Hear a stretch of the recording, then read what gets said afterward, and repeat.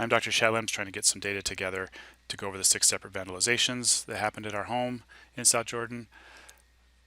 The fourth of the 6 was our house, where it was shot in the window and the front panel. We lived on the corner here.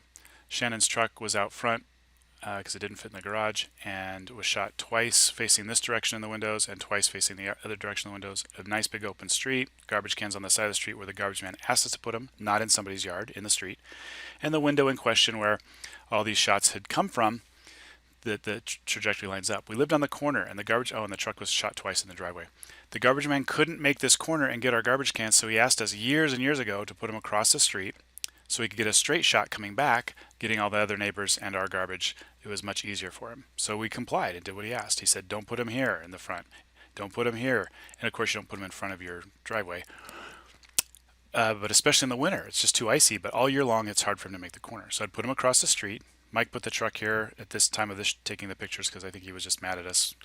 One day I come home at lunch and the garbage cans are up on the grass, and I'm thinking, oh my gosh, my kids who always put out the garbage must have made a mistake. I got to go apologize to Dion and move those garbage cans. But in fact, Michael had done that so the garbage man would not pick up our garbage. And as I was over there putting them back in the street, he came at me with a shovel, cussing, I know the laws, you can't put your garbage cans on our side of the street, and just being really weird.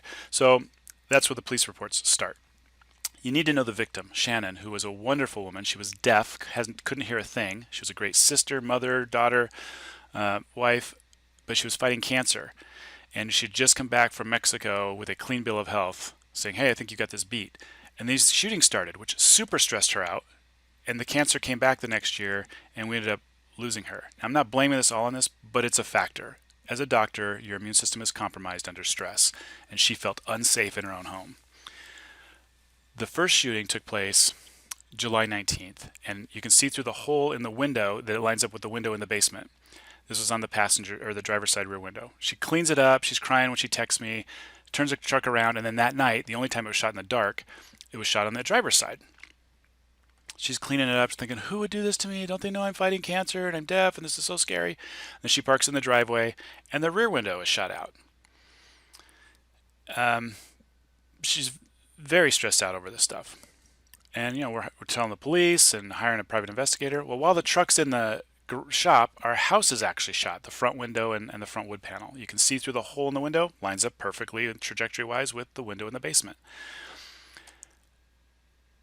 If you need to pause to read any of this, but the window was not covered. Still was a very concealed area. But on the morning of the 14th, Mike and Dion were out covering up the grid with statues and plants and stuff, making it even more hidden as far as I'm concerned. So here you can see them out in the morning of the 14th doing gardening and covering up the window.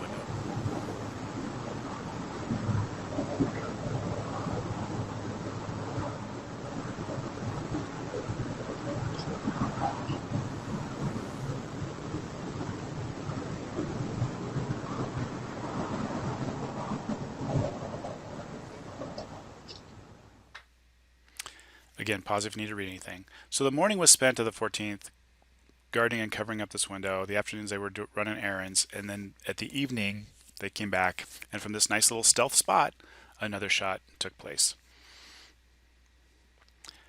And the back window was shot out again after having it and the other windows repaired earlier. Mike got home about 6:36. I got home shortly thereafter, just a couple minutes after him, and then by 6:46 the video shows that the truck window was shot out. It's about 15 seconds in. You'll hear the crash of the glass and it dropping between the cab and the bed.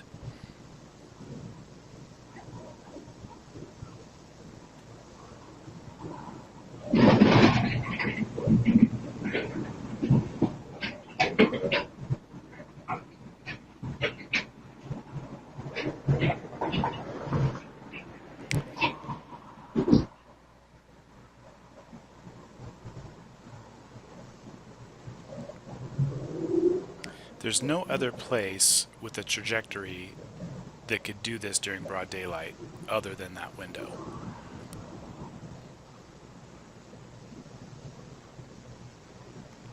Now when I come out, I didn't notice that the window had been shot when I take out the garbage. I started taking out the garbage so that the kids wouldn't have to be confronted by Michael. And as I take out the garbage and then turn the truck around to load things from the garage, that's when I noticed that the rear window was broken again. so the picture is taken with the truck turned around, because I took the picture after turning the truck around.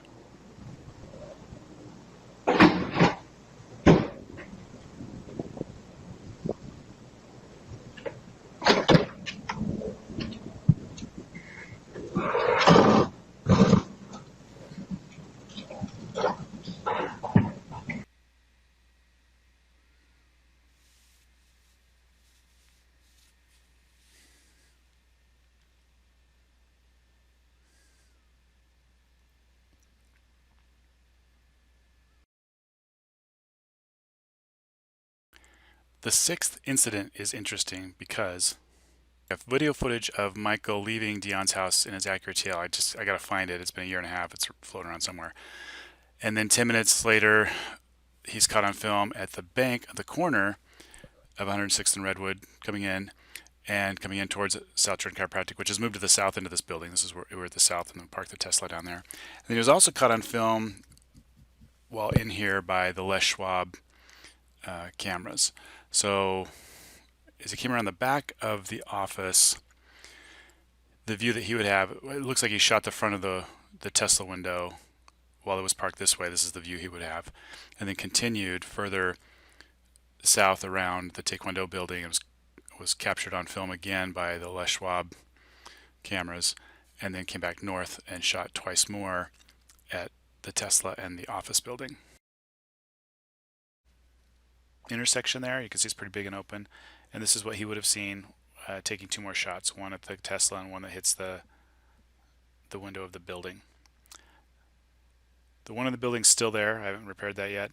The Tesla one, I didn't notice when I hopped in the car, started driving, that change of air pressure bulged the window out. In summary, the police have an amazing report. It's 40 pages going over these 6 different happenings, and they also have the footage from his camera, from his phone, showing that he has before and after pictures of each event, as well as proving that he was not where he said he was during the Tesla shooting at the office, at Lowe's or Home Depot or whatever it was, and that his dash camera is missing 40 minutes of footage right around that time. They have amazing data. The police and the private investigators did a great job on this case. I hope this has been helpful. I do just want to add that there were times my wife would have to sleep over at my daughter's house because she felt unsafe at the home, and we ended up having to sell our house and move because of these incidences.